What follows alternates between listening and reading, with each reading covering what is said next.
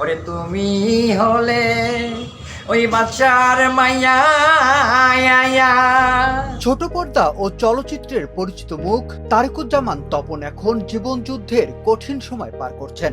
মরণব্যাধি ক্যান্সারে আক্রান্ত হয়ে বর্তমানে রাজধানীর আফতাবনগরের বাসায় শয্যাশায়ী অবস্থায় চিকিৎসা নিচ্ছেন অভিনেতা। এই কাছে খালি দোয়া চাই যে আমার বাবা যেন তাড়াতাড়ি সুস্থ হয়ে যায়, আমার বাবা যেন সঠিক চিকিৎসাটা পায়, চিকিৎসা পেয়ে যেন তাড়াতাড়ি সুস্থ হয়ে সবার কাছে আবার আসতে পারে, আবার নতুন নতুন কাজ দিতে পারে।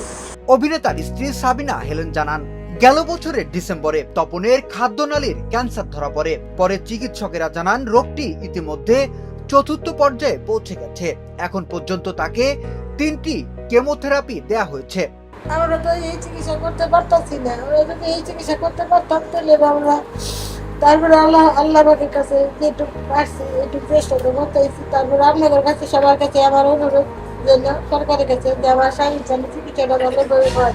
চিকিৎসার ব্যয়ভার বহন করতে গিয়ে আর্থিক সংকটে পড়েছে পরিবার। সরকারি হাসপাতালে ভর্তি করানোর চেষ্টা করেও শয্যা না পাওয়ায় চিকিৎসা চালানো আরো কঠিন হয়ে পড়েছে।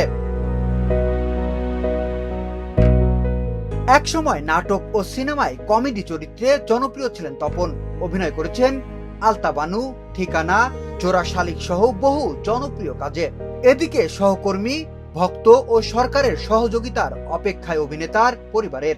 আবারও সুস্থ হয়ে ক্যামেরার সামনে ফিরতে চান অভিনেতা তপন।